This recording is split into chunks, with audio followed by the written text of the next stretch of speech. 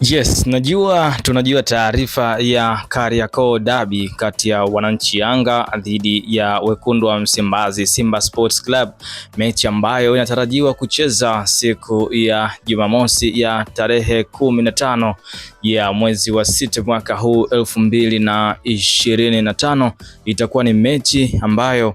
wekundu wa Msimbazi Simba Sports Club wao wanaitaka, lakini wananchi Yanga wao wanasema hawaihitaji kutokana na kile ambacho wamekiwekea mgomo, kwa sababu mchezo wa kwanza uliweza kuahirishwa na huu wa pili basi wanasema moja kwa moja, kwa sababu kwenye mchezo wa kwanza tuliweza kufika uwanjani na Simba walishindwa kutokea, basi moja kwa moja na sisi wananchi Yanga hatuwezi kutokea uwanjani na hatuchezi mechi ya ligi kuu Tanzania bara kati ya wananchi Yanga dhidi ya Simba Sports Club. Sasa mambo yamekuwa mengi sana, lakini mpaka hivi sasa wananchi Yanga wameweza kuweka mgomo na kusema wao hawawezi kucheza mechi hiyo ya ligi kuu Tanzania bara kutokana na kile ambacho wao wanakiamini, lakini Simba wao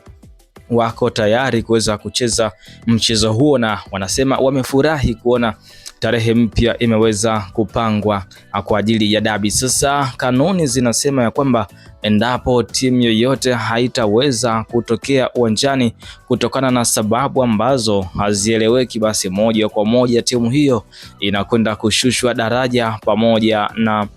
kunyang'anywa pointi 15 ambazo wameweza kuzikusanya kwenye michezo ambayo imepita, na hili huenda likawakuta wananchi Yanga endapo basi wakishindwa kutokea uwanjani siku ya mechi, siku hiyo ya tarehe ya 15 ya mwezi wa 6. Sasa wananchi Yanga wao wanasema ya kwamba hawawezi kutokea kwenye mchezo huo kwa sababu wao wana imani na wanaamini kabisa mchezo ilibidi uwe umekwisha kuchezeka mwezi wa 3, lakini kwa hivi sasa hawapo tayari kuona wanacheza mchezo dhidi ya wekundu wa Msimbazi Simba, na hivyo wapo tayari kushushwa daraja kama kanuni ambavyo zinaeleza. Sasa je, unadhani wananchi Yanga waachane na mchezo huo waweze kushushwa daraja, ama itakuwa ni kitu ambacho cha kipuuzi watakifanya wananchi Yanga kutokea uwanjani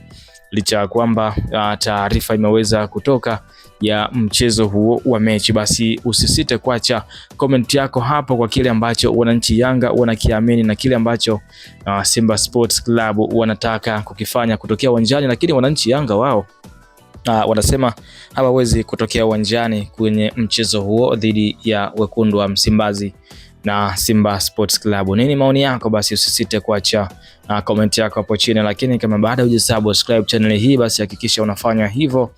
ili usipitwe na taarifa zetu zote za michezo pamoja na burudani kitaifa pamoja na kimataifa, na kila siku masaa 24 utazipata hapa kunako na Sports Extra TZ. Endelea kuserianalisi kwa taarifa zote za